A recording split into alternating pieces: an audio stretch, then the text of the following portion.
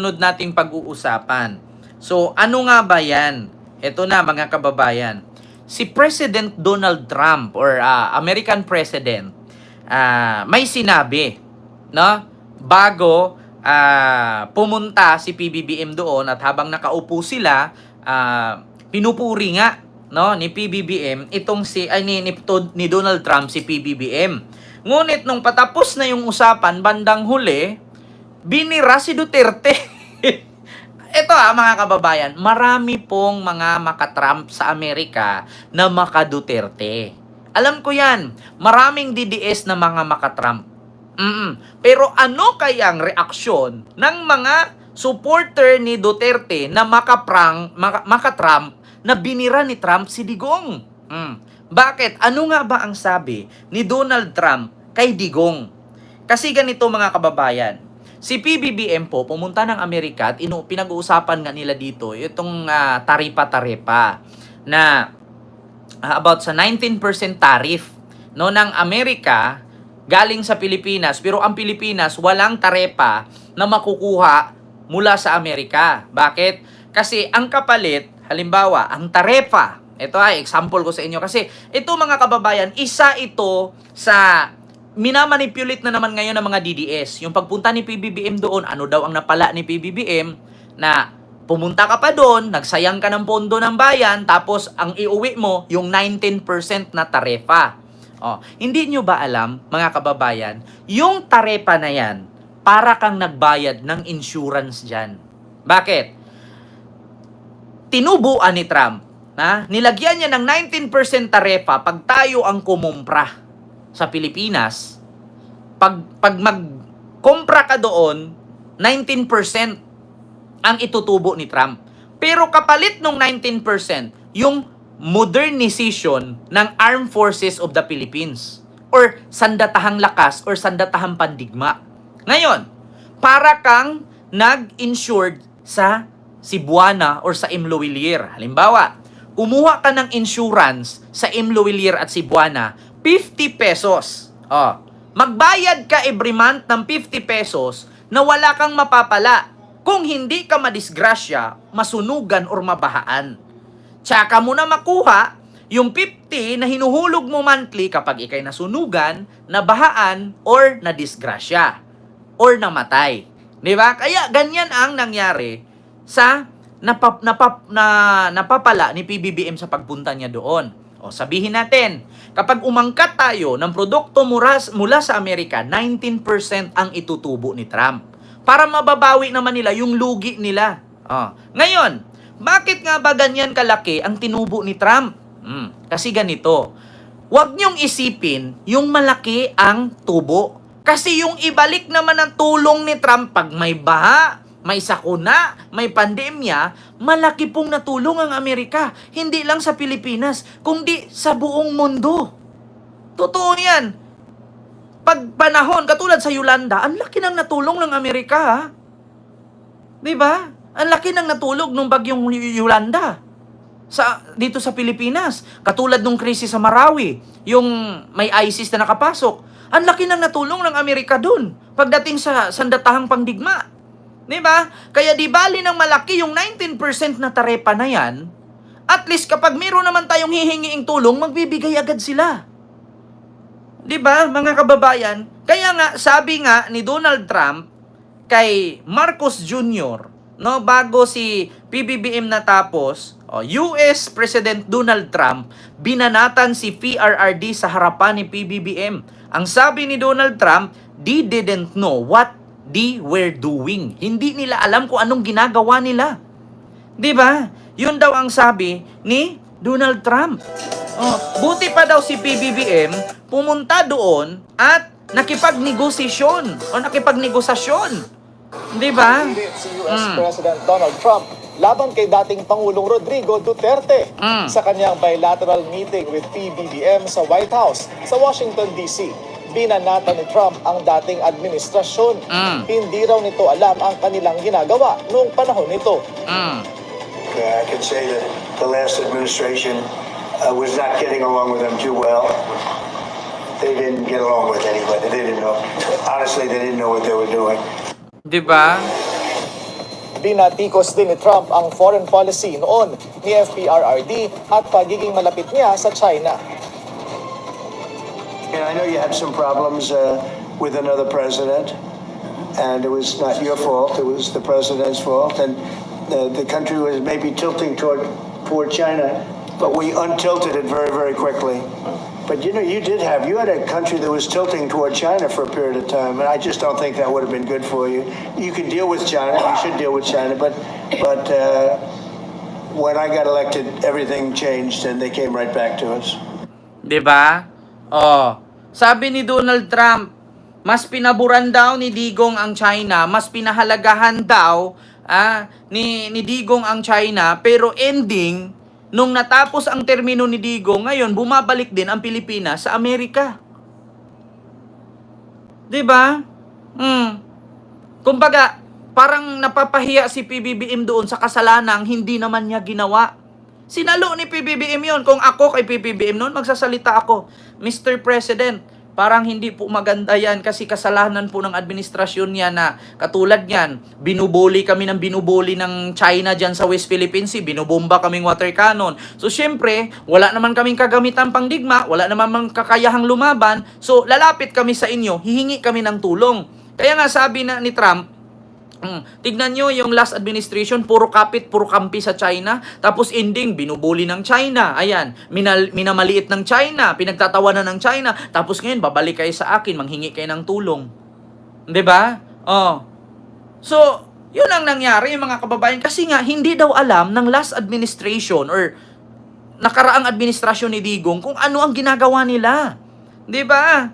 Oo. Tapos, ang sabi pa ni Digong, simula daw nung naupo si PBBM, hindi daw si Digong, hindi daw tayo nabully ng China.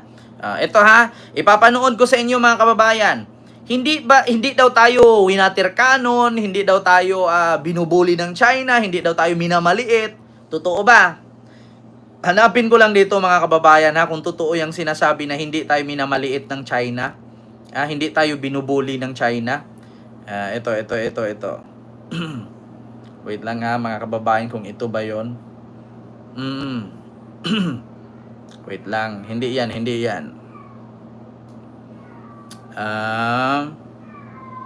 Ito ba yon?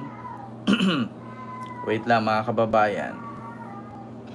Maniwala kayo, they will not build anything there sa Scarborough Show. Ito Si Xi Jinping mismo ito. and he's a man of honor. Tingnan nyo, sa panahon ni Presidente, meron ba tayong nawala na Isla? area sa West Philippine Sea? Meron bang naagaw? Pakinggan ninyo. Si Bato at si Digong. Ang sinasabi nila, inoccupy daw ng China ang ating territory. Wala po yun na tayo ay sinasakop na. Ano-ano po ba inoccupy ng China? Kasi ayoko magsalita nang wala akong basihan. Karamihan naman ng artificial islands. Po yun na tayo. Isang syudad ay Ito mga kababayan Wait. Ulitin ko lang. ay sinasakop na. They will not build anything there sa Scarborough Show. Si Xi Jinping mismo nagsabi. And he's a man of honor. Tingnan nyo, sa panahon ni Presidente, meron ba tayong nawala na area sa West Philippine Sea? Meron bang naagaw? Pakinggan ninyo yan. Sa panahon ni Digong, may naagaw ba daw? Ang sinasabi nila, inoccupy daw ng China ang ating territory. Wala po yun na tayo ay sinasakop na. Ano-ano po ba inoccupy ng China? Kasi ayoko magsalita nang wala akong basihan. Pakinggan nyo. karamihan Tandaan naman nyo. ng artificial islands. Kasi laki na ng isang syudad Ah. ay nabuo nung panahon ni President Digong. The aptly named Mischief Reef in the Philippines Economic Zone, the Chinese took it over and started turning the reef into a military base. Kita nyo? Sa panahon ni Digong, yung mga artificial island na yan na tinatayuan ng napakalaking mga infrastructure, mga buildings, mga mansion at mga military base, panahon ni Duterte yan. Hindi po panahon ni PBBM. Bago si Duterte bumaba at sinabi niyang mag-jet ski siya papunta sa West Philippine Sea, marami na pong building na nakatayo dyan. Tapos sasabihin ni Bato, walang inoccupy, sabi ni Marcoleta, walang inagaw ang China. So bakit nagtayo ng mga artificial yan, mga bahay lalaki, may mga mansion pa dyan? Tapos sasabihin ninyo, hindi bully ang China? Ito pa. Ayan ang mga building, kalalaki niyan. May inoccupy ba, Marcoleta? Wala bang inoccupy? Ano yan, It's all artificial land reclamation, protected from erosion by these rocky Ayan, seabeds. And this, Spratly Islands, this is believed to be anti-aircraft weapon. Anti-aircraft? Even during the time of Digong, nag-escalate in China, especially during sa island building. Ayun, yan. Agree ako dyan. Diba? Totoo, Napahiya talaga siya. nangyari yan, pero hindi tayo binubuli. Hindi daw binubole. Habang naglalayag, nagkwento ang mga mangingisda sa panggigipit sa kanila ng China Coast Guard sa laot. Nakunan din ng ABS-CBN kasama nila ang malawakang paghahalukay ng taklobo mula sa ilalim ng Scarborough Shoal. Maraming lansya ng China na nagsasagawa nito. Makikita sa video ang pagsampa ng 2 tauhan ng China Coast Guard sa bangka ng Pilipinong mangingisda. Ilang sandali pa, binubuksan na nila ang lagayan ng isda ng mga Pilipino. Sabi ni Bato, hindi bully. Pagkatapos, namili sila ng Umaakyat yung Coast Guard, nangunguha ng isda. Walang magawa ang Pinoy na mangingisda. Sinimulan na nilang punuin ang kanilang mga banyera at saka umalis mula sa bangka. Meron ka ba narinig na pambubuli ng Chinese militia doon sa ating mga mangingisda? Sa West Philippines, nung panahon ni President Duterte? It happened before, sir. It happened before. Panahon ni Duterte? Mga magaganda pang kunin nila. May mga Chinese Coast Guard na raw Diba? na nagbabantay. Kunin nila yan. Walang paalaman yan. Basta nakuha nila, alis na kaagad yan. Ayaw ko sanang ibigay. Dahil naaaral sa pamilya ko. Sabi, barter. Ang sabi ko nga po, fish thievery. Pero Tagalogin na natin, pangungutong, I think, o pangingikil. Diba? Si Rocky na mismo nagsabi. Ang sabi, barter. Anong iba barter ng mga Chinese Coast Guard sa mga Pilipinong mangingisda? Wala naman silang kinukuhang isda. Sila pa yung nangunguha. Kaya nga sabi ni Rocky, nangingikil, nangungutong yung mga Chinese Coast Guard. Tapos sabi ni Bato, ni Marcoleta at ni Robin, hindi binubuli sa panahon ni Digong, walang inuokupang island, sabi ni Marcoleta sa panahon ni Digong. Ano yung mga building na tinayo? Mga hunghang kasi. Akala siguro nila mga Pilipino nakapikit. Kaya nga sabi ni President Donald Trump, yung late or last administration ni Duterte, they didn't know what they were doing. Hindi nila alam kung anong ginagawa nila. Kasi nga, marinig mo kay Bato, walang ganito. Marinig mo kay Digong, may ganyan. Tinatanggi ni Bato, pero inaamin ni Digong, kanya-kanya silang palusot. Di ba? Yan ang tinatawag natin na Duterte-Dotae legacy. Di ba? Kaya binanatan.